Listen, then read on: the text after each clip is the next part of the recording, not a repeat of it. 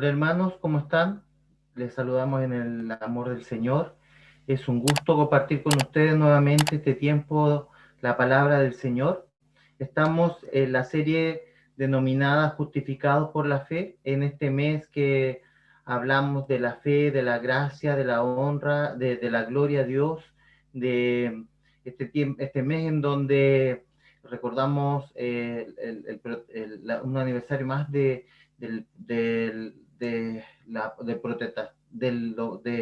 nuevamente de la proclamación del Evangelio a través de Lutero cuando se declara las cinco solas. Así que dentro de ese mismo contexto estamos hablando sobre la justificación que viene solo por medio de la fe, que fue un poco lo que compartió en el mes de octubre Martín Lutero. El mensaje de hoy queremos hablar sobre el capítulo 2 de Gálatas y leímos recién del versículo 1 al versículo 10 y el tema de hoy tiene que ver justamente con un hecho o un acontecimiento que narra Pablo a la iglesia de Galacia, pero para poder entender este acontecimiento que Pablo está narrando en este capítulo, vamos a hacer un poco de contexto para poder entender qué estamos hablando, qué hemos compartido el capítulo el domingo pasado y el anterior. Entendemos primero que la carta fue enviada a las iglesias de Galacia, que era un grupo de iglesias que estaba en un sector, y que es una carta circular. Significa que iba de iglesia en iglesia. No era una carta dirigida solamente a una iglesia local, sino que a un conjunto de iglesias. Y esta carta Pablo se la escribe a la iglesia de Galacia con un propósito fundamental, que era corregir algunos errores doctrinales y algunas prácticas erróneas que ya estaban viviendo la iglesia de Galacia. Hablábamos la semana pasada y anterior que si uno va a la UCI y empieza a definir cuál es el nivel de urgencia que uno debe tener para ser atendido en la unidad de emergencia, eh, y dependiendo de esto es cuán rápido se atiende para atender esta enfermedad o este requerimiento. Pablo tenía como suma urgencia atender este problema que se estaba suscitando en la iglesia de Galacia. Esto era número uno en sus prioridades, era importante tratarlo, conversarlo, y por eso su carta tiene un énfasis de amor, de corrección y de mucha exhortación a la iglesia de Galacia para poder hacer corrección a todos estos errores doctrinales que estaban comenzando a vivir y estas prácticas a causa de estas doctrinas erradas. Esto había venido de estos falsos maestros que se habían introducido en la iglesia de Galacia y estaban tratando de introducir elementos judaizantes a la doctrina. Querían hacer que los judíos convertidos al evangelio se circuncidaran, que enseñaban a respetar los días ceremoniales y las tradiciones de celebraciones del pueblo judío como norma, como doctrina. Pablo, como les dije, en amor corrige estos errores y lo corrige muy drásticamente. De hecho, en el capítulo 1 veíamos la semana pasada que él decía que se sorprendía que se hayan desviado tan prontamente. Y esa sorpresa no tenía que ver con asombro, sino de preocupación, de cómo, habiendo conocido el Evangelio, se hayan tenido que apartar o no entender cuál es la esencia verdadera del Evangelio y concluir otras cosas a este mensaje que finalmente no era el mensaje que él había enseñado. Pablo comienza reforzando su apostolado que viene de Dios y era súper importante para él hacerlo, básicamente porque las personas que iban a dirigir a la carta eran judíos, eran personas que tenían la tradición, que tenían la Torá, que tenían la ley, eran personas que se estaban convirtiendo al Evangelio, por lo tanto tenían un refuerzo teológico muy importante y él tenía que de alguna manera sentar el respaldo de lo que él estaba enseñando, de lo que él estaba diciendo, que venía propiamente de Dios. Estos judíos estaban agregando, como vimos la semana pasada, cosas al evangelio que hace que Pablo diga que cualquier otro evangelio que sea enseñado sea anatema, que no existe otro evangelio, porque el único evangelio es el de Jesucristo, y todas estas cosas que se van agregando a este evangelio se transforman en parásitos que terminan haciendo que se corrompa en la esencia misma. Un poco de levadura, como dice, leuda toda la masa. Vimos que la primera parte del capítulo 1 habla justamente de que no hay otro evangelio, que el único evangelio es el de Jesucristo, y habla la segunda parte del capítulo 1 que el evangelio que él está compartiendo es del Señor y no de humanos, ni de doctrinas, ni de pensamientos, ni de filosofía, es solamente de Jesucristo. Y como decíamos, él refuerza de quién había recibido este evangelio, que fue Jesucristo mismo, y además es respaldado por los apóstoles, respaldado esta experiencia y este evangelio, esta doctrina que Pablo estaba enseñando. Entonces, si seguimos estudiando las palabras que inspiran a Pablo para compartirle a los hermanos de Galacia, vemos que abunda muy fuertemente en el capítulo 1 versos que dice que el evangelio que él predica solo le llegó únicamente del Señor por fuerte inspiración divina, que esta revelación venía de él, y eso es súper importante, entender que Pablo tenía esta experiencia con Jesucristo de tal forma que Jesucristo se reveló a su vida y le fue mostrando y enseñando e iluminando la palabra a través del Espíritu para que él pudiera entender el Evangelio. Que aunque fue a Jerusalén en varias ocasiones, jamás Pablo recibió una instrucción espiritual de los líderes de la iglesia que estaban allá. Él dice que por el contrario, él les instruyó al verdadero evangelio que el Señor le había revelado y que ellos así le reconocieron. Entonces, avanzando ya en el capítulo 2, del versículo 1 al 10, vamos a ir entendiendo un poco las circunstancias que hacen que Pablo escriba esta parte de la historia y lo vamos a ir explicando a través de algunas preguntas. Y la primera pregunta que queremos hacerle al párrafo tiene que ver con el versículo 1, que dice Pablo que después de 14 años va a Jerusalén. Entonces uno pregunta, ¿por qué va a Jerusalén después de 14 años? Otra pregunta que vamos a tratar de responder es, ¿la verdad del Evangelio qué es? También en el versículo 9, Pablo habla de unas aparentes columnas. Necesitamos entender quiénes eran estas columnas o a qué se refiere. Vamos a preguntarle también al texto, vamos a la palabra del Señor, ¿en qué difiere el Evangelio de la circuncisión y el Evangelio de la incircuncisión? Que también lo vemos en los versículos que estudiamos. Y por último, vamos a ver algo importante que es una labor que se le encomienda a Pablo, que es caritativa y vamos a tratar de entenderla cuál es.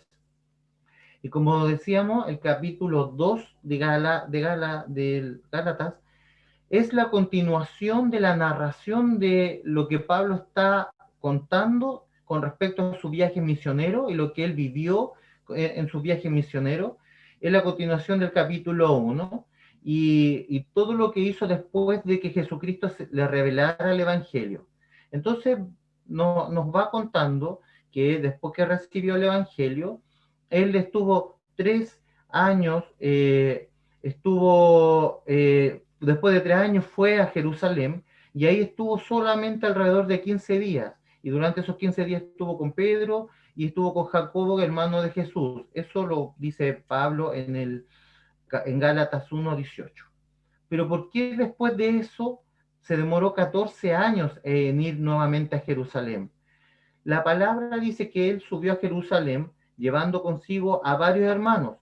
De eso lo muestra en Gálatas 1:2:1. Y llevó a varios hermanos, entre ellos iba Tito y Bernabé, ¿ya?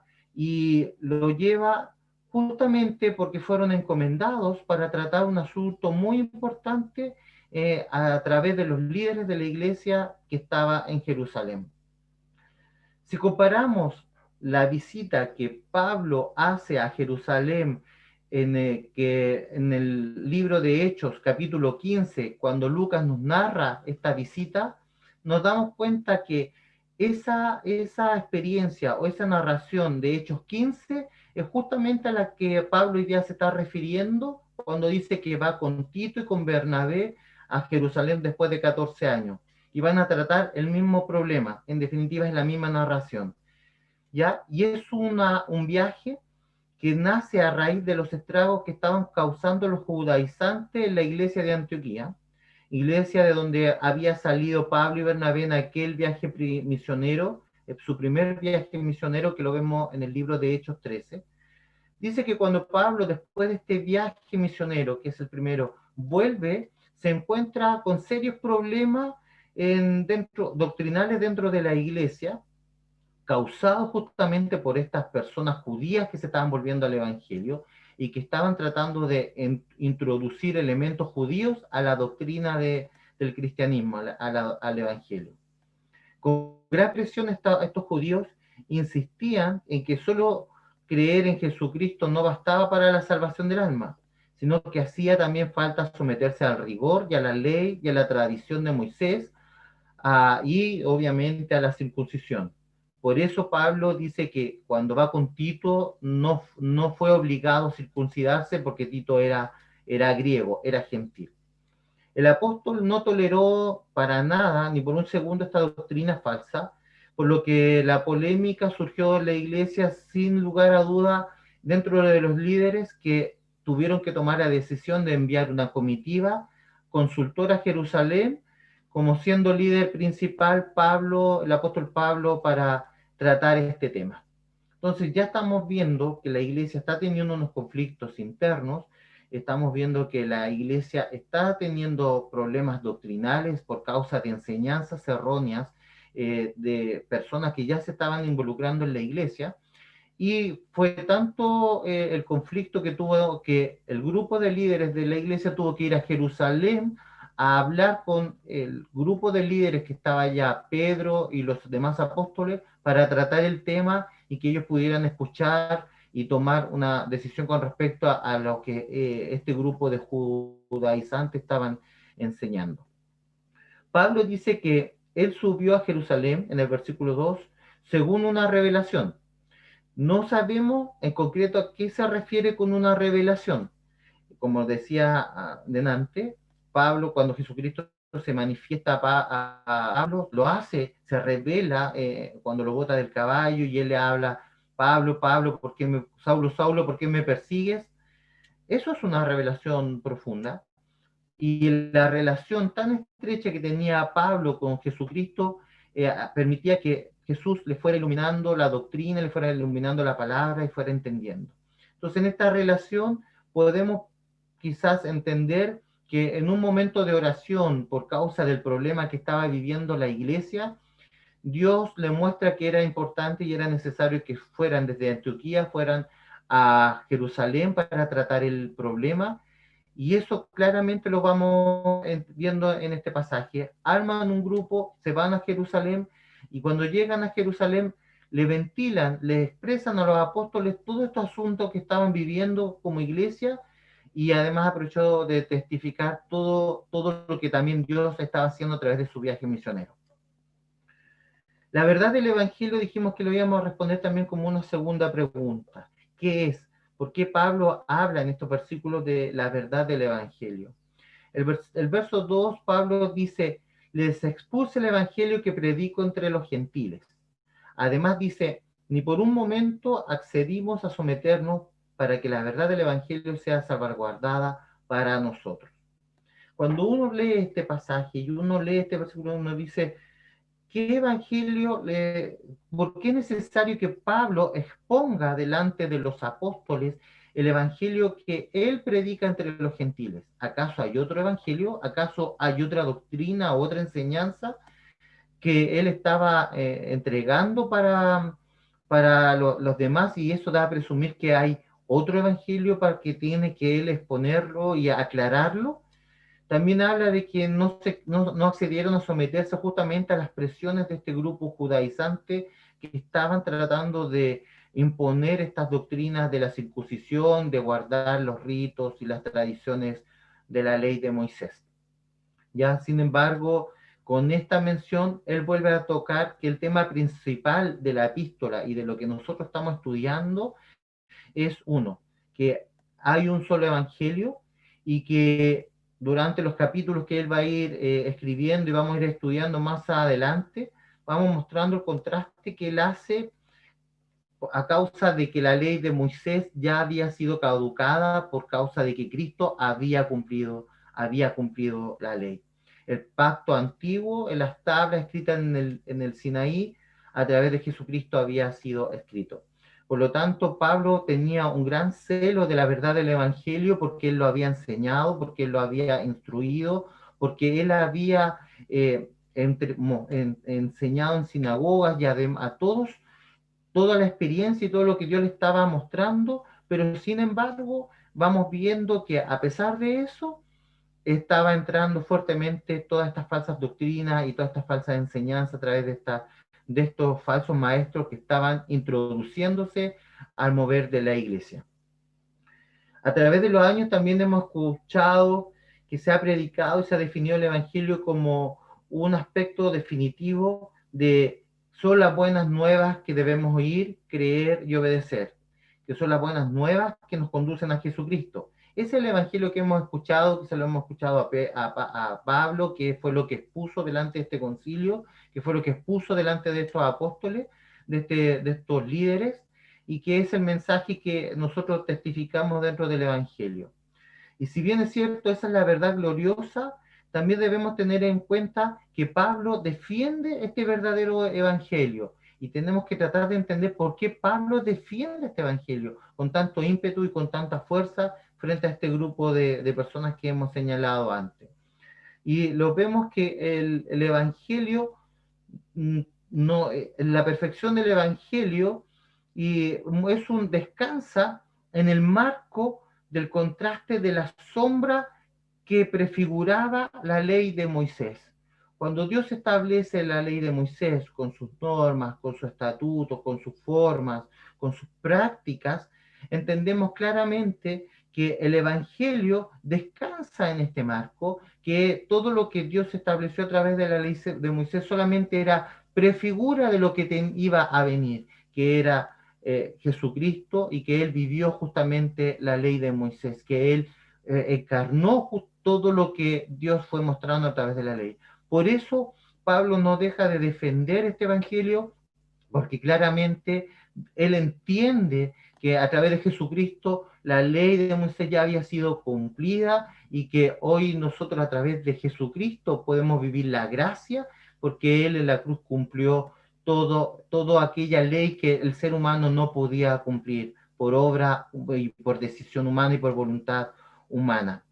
Entonces, por eso Pablo hacía una defensa muy tajante al respecto de eso, porque él entendía que la verdad del Evangelio estaba en Cristo, que Dios satisfizo todas las demandas de la ley del pacto antiguo a través del requerimiento de la obra de Jesucristo, que lo cumplió en la cruz del Calvario para sus escogidos, que cuando uno va a Jesucristo confesando los pecados, hallamos la justicia obrada por Cristo, quedando allí libre de toda culpa y con la gracia para poder obedecer a Dios y poder descansar en los méritos que Cristo nos da y así poder cumplir la ley de Dios, y así como Él cumplió la ley de Dios por el lugar de nosotros a través de la cruz del Calvario, a través de su pacto en la sangre, a través de este nuevo pacto por medio del derramamiento de sangre, lo cual nosotros recordamos cuando, por ejemplo, compartimos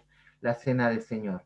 Entonces entendemos que esa es la esencia del Evangelio, la cual Pablo está predicando, está compartiendo, y es lo que tiene que enseñar frente a estos apóstoles para que ellos pudieran escuchar claramente que esa era lo que él estaba enseñando, que estaba acorde a la doctrina cristiana y que era muy distinto a lo que estaban enseñando los judaizantes, que todos aquellos que se convertían al evangelio siendo judíos tenían que circuncidarse y someterse a la ley de Moisés. Era una cosa demasiado ambigua y demasiado rara. De hecho, Pablo en el capítulo 1 de Gálatas, en el versículo 8 y 9, ya él pronuncia una maldición sobre aquellos que predican otro evangelio, sobre aquellos que anuncian un evangelio totalmente distinto al que Cristo nos ha revelado a través de sí mismo, a través de su persona, a través de su sangre, a través de su palabra. Después de ofrecer detalladas y muy específicos argumentos que describen cuán temporero o cuál cuán temporero o cuán limitado en términos de tiempo fue la ley de Moisés, contrasta también la permanencia eterna que es la ley a través de Cristo, cumplida a través de él. Y eso lo vamos a ir considerando y lo vamos a ir viendo a través del libro de Gálatas cada vez que lo vamos a ir estudiando semana tras semana. Dijimos que también íbamos a compartir o tratar de entender este pasaje a través de preguntas. Y hablábamos de estas aparentes columnas que Pablo menciona en el pasaje que leímos recién. ¿Y qué eran estas columnas? ¿Eran las columnas del templo? ¿Eran las columnas de una casa? ¿Qué eran? ¿O a qué se refería? Pablo identifica a estas personas que las llama columnas, con las cuales él se reunió en Jerusalén, de distintas formas. Las llama en el versículo 2 como los que figuraban como dirigentes, en el versículo 6 los que parecían ser algo, los que figuraban, también en el versículo 6, Jacobo, Cefas, que es Pedro, y Juan, que era considerado como columna, versículos 9. O sea, él nos está diciendo que cuando fue a Jerusalén, no habló solamente con los hermanos de la fe, con algunas personas que se topó en la calle y que supo que se convirtieron ayer y antes de ayer y les puso el problema. Él fue directamente al liderazgo de la iglesia de Jerusalén, a los hermanos que tenían el servicio de ministrar la palabra, el servicio de ministrar la gracia de Dios, de enseñar a los hermanos, gran parte de ellos apóstoles, vale decir testigos, de presenciales de la obra de Jesucristo, como lo había sido Pedro, por ejemplo, o Jacobo, y fue a ellos justamente a que fue a exponerle, y les llama columna justamente por esta experiencia que ellos vivieron y por tan directa con Jesucristo, algunos de estar de tú a tú, de comer juntos con él, por lo tanto entendían claramente la enseñanza y el fundamento doctrinal del mensaje de salvación. Entonces, por eso a ellos les llama columna. Y Pablo describe que se reunió privadamente con ellos, con estos varios apóstoles que dirigían la iglesia, y a fin de asegurar que ellos vieran que en nada él estaba enseñando algo distinto a la doctrina cristiana. Pero sin embargo, cuando él dice en el versículo 6, que más es que cuando él expone, estos hermanos no le dieron nada nuevo, no le dieron nada distinto de lo que él estaba compartiendo. Y eso de alguna manera le daba la confianza y la seguridad que lo que él estaba enseñando y el tema que él iba a exponer estaba dentro de lo que ellos también entendían que era correcto. De hecho, más adelante en el versículo 9 dice, nos dieron la diestra en señal de compañerismo. Vale decir, sellaron eso a través de un apretón de mano, a través de un palmazo, de un respaldo, que lo que estaba haciendo Pablo estaba correcto y estaba bien. Solamente en el versículo 10 dice que le pidieron una cosa que para ellos consideraban que era importante y que tiene que ver con el accionar de la fe y que tiene que ver con la fe expresada en obras, que era acordarse de los pobres.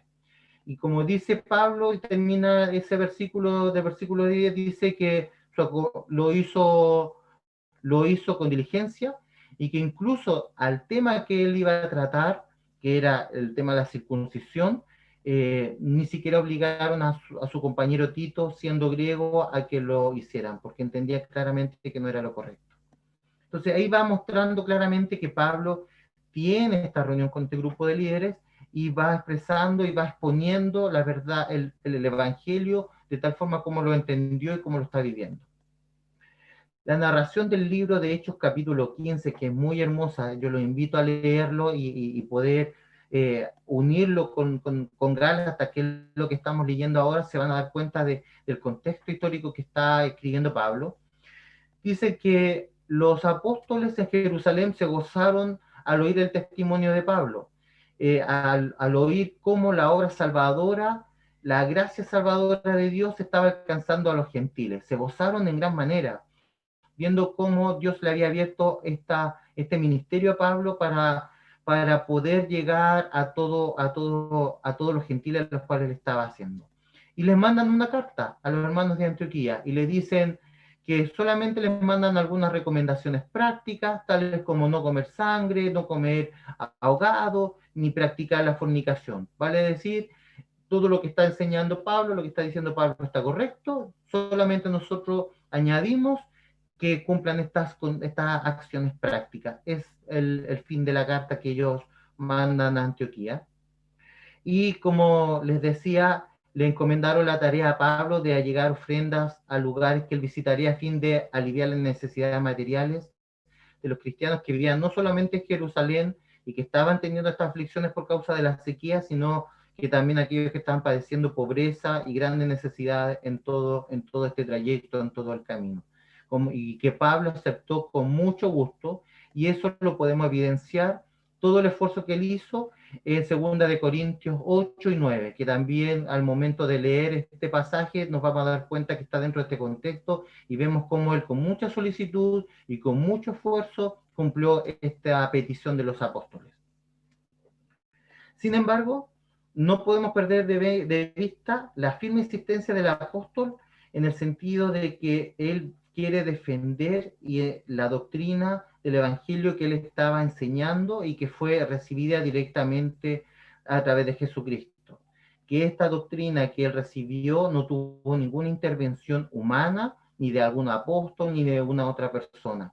Y eso lo hace tajantemente para poder contrarrestar a esta enseñanza humana que estaba recibiendo la iglesia a través de un grupo de judaizantes, a través de un grupo de personas que no tenían ningún respaldo divino para poder enseñar lo que él estaba compartiendo.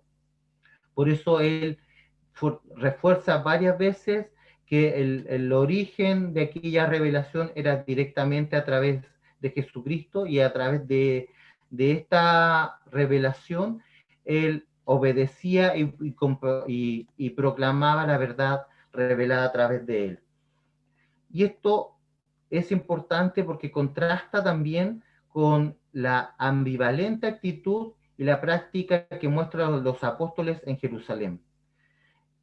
Después, cuando uno va leyendo el libro de Hechos en el capítulo 21, nuevamente vemos a Pablo que va a Jerusalén, pero esta vez va a Jerusalén con la advertencia de que iba a ser apresado, de que iba a ser arrestado, que iba a haber disturbio, pero él va nuevamente a este concilio, a este grupo de hermanos, a este apostolado que estaba dirigiendo la iglesia de Jerusalén, muchos años después de esta visita, y se encuentra con la misma situación y se da cuenta que ellos estaban viviendo una situación demasiado ambigua y demasiado absurda a lo que él había visto unos años atrás, cuando había llevado, en Hechos 15 había llevado esta necesidad de aclarar este punto doctrinal. ¿A qué nos referimos con esta mención de falta de convicción de parte de los apóstoles de Jerusalén? Si uno no lee el capítulo 21, al escuchar lo que yo estoy diciendo recién, dirían, ¿de qué está hablando? Si son los apóstoles de Jerusalén, deberían estar convencidos del Evangelio. De ahí nació Jesucristo, ahí murió Jesucristo, de ahí nació el Evangelio, se esparció por Samaria y por todo Judea, por todo lugar.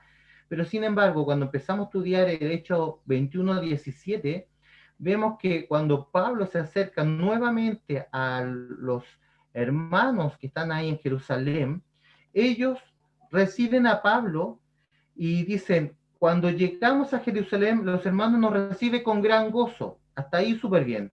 Y al día siguiente, Pablo entró con nosotros a ver a Jacobo, y allí y se hallaban presentes todos los ancianos, que no estamos hablando de ancianos de edad, sino de ancianos de liderazgo.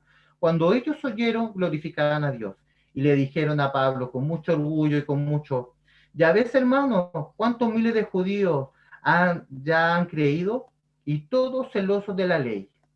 Versículos 17, 18, 19 y 20.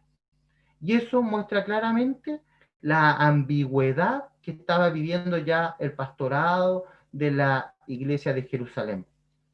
Porque después de tantos años de evangelio, no habían logrado instruir a todos estos miles de convertidos que con orgullo anunciaban el verdadero evangelio de Cristo. Y Pedro, que era Cefas, estaba dentro de esos pastores. Y claramente parece que la experiencia que él vivió con el gentil, con Cornelio, no había calado profundo en su espíritu. Es asombroso entender y ver cómo los demás apóstoles no habían entendido la exclusividad del nuevo pacto de la sangre de Cristo, que está bajo tutela espiritual, que está bajo la y hacen una mezcla entre lo legítimo, vigente y lo caducado. Es un asunto muy, muy, muy raro. Como decía, fíjense que dice, ya ves cuántos miles de judíos ya han creído. Hasta ahí, como decía, va todo muy bien. Pero cuando dicen que, que le dan gloria a Dios y gracias a Dios porque estos son todos celosos de la ley, es evidente que el celo por la ley no se refiere a la ley de Cristo, se refiere a la ley de Moisés. Y se refiere a que la iglesia de Jerusalén, que profesaba la fe en Cristo, a la vez se sometían a algunos rigores de la ley de Moisés. Nada más al someterse implica que la ley tenía autoridad sobre ellos, y eso no era válido. Y eso no era solo el único grave error, sino que al colocarse bajo la maldición de Dios, como Pablo lo dice en el primer capítulo de esta epístola.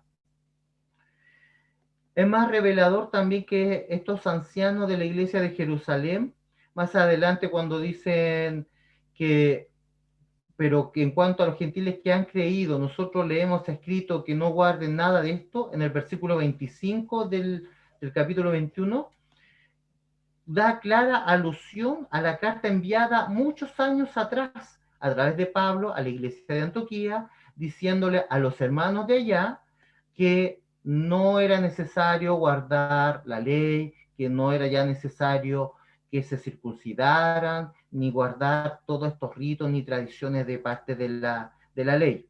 ¿Ya? Entonces, ahí, durante estos años, algo pasó que escriben una carta con una respuesta, con unas recomendaciones prácticas, pero sin embargo, cuando nuevamente Pablo para allá muestra que ellos ya estaban haciendo de que los judíos que estaban en Jerusalén se sometieran bajo a algunos rituales o algunas normas o alguna parte de la ley. Sin embargo, hacían también que los gentiles que estaban ahí quedaran exentos de la ley. Y eso ya genera claramente una ambigüedad enorme con respecto al verdadero evangelio. Claramente la exposición que habían tenido del evangelio no había sido suficiente, no había calado profundo sus convicciones, porque no entendían que Cristo era el único evangelio, la única verdad, y que la ley del pacto antiguo, la ley de Moisés, era solamente la sombra de la luz eterna que es Jesucristo. Entonces, hay que tratar de entender que esto hoy día también puede tener algunas repercusiones con respecto a cómo hoy día lo podemos poner en práctica en nuestra vida. Primero, de que el modelo de la iglesia de Jerusalén no es uno que refleje directamente la doctrina de Cristo en el asunto de tratar la gracia a través de los judíos, a través, entendiendo de que la ley, la gracia o el evangelio, la doctrina de Jesucristo es para todos, sino que ellos lograron hacer que hubieran dos grupos, un grupo de gentiles que no estaban sometidos a la ley, un grupo de cristianos gentiles que no estaban sometidos a la ley de Moisés, y un grupo cristianos judíos que los hacían someterse a la ley de Moisés. Por lo tanto, eso hacía claramente de que hubiera, que cualquiera que lo leyera interpretara que habían dos evangelios, o había dos buenas noticias, o había dos doctrinas cristianas. Y claramente eso no era lo que Pablo había enseñado, no había enseñado durante mucho tiempo y había defendido. De hecho, el libro de Gálatas nos enseña que Pablo va y reprende en algún momento a Pedro justamente por asentar justamente este tipo de práctica o este tipo de vivir el evangelio o la doctrina cristiana. Entonces, hoy esto nos enseña de que debemos aprender a entender de que hay un solo evangelio. La palabra nos ha enseñado y Pablo hace defensa, y cada vez que expone el Evangelio, lo expone mostrando que hay un solo Evangelio, la fe de Jesucristo, que nos hace libre, que nos permite vivir bajo la gracia, vivir entendiendo que no fuimos capaces de cumplir ninguna ley y que Cristo tuvo que cumplirla por nosotros, y que hoy día a través de Jesucristo nosotros podemos estar perdonados de este castigo, perdonados de este juicio eterno por causa de que no fuimos capaces de estar sujetos a esta ley. Entonces de aquí nace una siguiente pregunta, cuando Pablo habla de el evangelio de la circuncisión y el evangelio de la incircuncisión. Una persona que a simple vista lea este versículo hace entender de que entonces hay dos evangelios, como decía adelante y establecía esta pregunta, hay dos doctrinas. Seguimos entonces leyendo capítulo 2 y en el versículo 7, 8 dice, 7 y 8, sino que por el contrario, como vieron que me había sido confiado el evangelio de la circuncisión, como a Pedro el de la circuncisión, pues el que actuó en Pedro para el apostolado de la circuncisión, actuó también para mí, para con los gentiles. Entonces aquí este versículo nos deja muy claramente que una sola persona llamó, que es Dios, llamó a dos hombres, a dos seres humanos, a llevar el mismo evangelio, que es el evangelio para el pueblo judío y para los gentiles. De hecho, entendemos que Pedro, su primera experiencia evangelizadora, la Biblia nos enseña, vive una experiencia justamente con un gentil, y tiene una experiencia evangelizadora con él, que es Cornelio. Y asimismo, Pablo, cuando llegaba a las ciudades, iba directamente a la sinagoga para enseñarle a los judíos, y después le terminaba enseñando al resto de las ciudades. Por lo tanto, ambos vivían un solo evangelio y no vivían dos grupos. Después, cada uno en su ministerio fueron fortalecidos en los dones y en las gracias que fue Dios dándole para trabajar en cómo debían enseñar a un solo pueblo, que es el pueblo de Dios, que es la iglesia de Dios. Por eso Romanos 1:16 dice, porque no me avergüenzo del Evangelio, porque es poder de Dios para salvación a todo aquel que cree, al judío primeramente y también al griego. Vale decir, el Evangelio es para todo aquel que cree, todo aquel que recibimos ese don de Dios. Y no hace distinción si raza, color, nacionalidad, edad, género, nada. Y aquí en este contexto no hace distinción si eres judío o si eres gentil. Solamente él dice que el Evangelio es para salvación, para todo aquel que puede recibirlo a través del don de la fe. Y también como dice Pablo en el versículo Gálatas 1:8, más si aún nosotros, un ángel del cielo, anuncia otro evangelio diferente que hemos anunciado, sea anatema. Entonces, todos aquellos que estaban enseñando cosas distintas, que tiene que ver con someterse a la ley de judaica, está justamente sometiéndose a esta maldición, a lo que está proclamando Pablo. Y es una exhortación hoy día a la que hoy debemos estar muy atentos, muy preocupados. Y la pregunta es, ¿qué evangelio estamos enseñando? ¿Qué doctrina estamos aprendiendo? Y esto nos lleva claramente a reforzar la idea de la importancia del aprender, de la importancia de ser enseñados, de la importancia de ser instruidos, la importancia de estar en comunidad para poder entender un buen mensaje, para poder entender una buena doctrina, poder vivirla y poder enseñarla correctamente, porque no estamos libres de poder caer en creer cosas que son distintas, que son contrarias. Muchas veces decimos, somos llaneros solitarios, decimos, no, que yo vivo la fe como a mi pinta, no, que yo no aprendo porque ya lo estudié, ya hice el discipulado fundamental, ya hice el discipulado básico, ya hice PCM, ¿cómo voy a estar estudiando de nuevo? Yo estoy para otras cosas. Esa altivez, ese orgullo, lo único que nos lleva es justamente a abrir esta brecha, que de alguna manera quizás el enemigo, a través de los falsos maestros, de las falsas enseñanzas, a través de las redes sociales, a través de la sociedad, a través del humanismo, puede ir sembrando o permeando todo aquello que nosotros, si no a través de doctrinas disciplinas doctrinales o disciplinas eclesiásticas nos vamos reforzando, podemos ser fácilmente. La iglesia, los apóstoles de Jerusalén, no aún entendiendo el mensaje de salvación, de gracia, de viendo Dios, cómo Dios estaba obrando a los gentiles, se estaban haciendo someter a los judíos a la ley de Moisés, cuando la palabra nos enseña de que eran libres ya de la ley.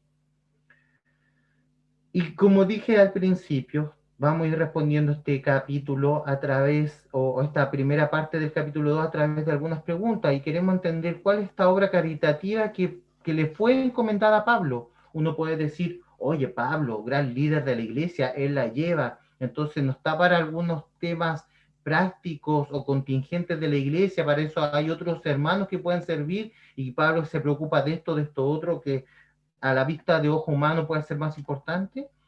Le encomiendan que en el camino él recoja de los hermanos ofrendas a fin de poder llevar y poder suplir las necesidades de la iglesia, de otros hermanos que estaban pasando necesidad.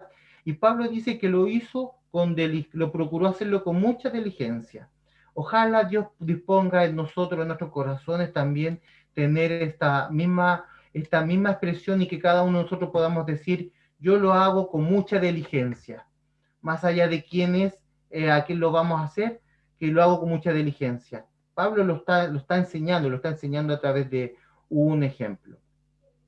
Entonces dijimos que el capítulo 1 habla de que no hay otro evangelio y que es el evangelio de Jesucristo.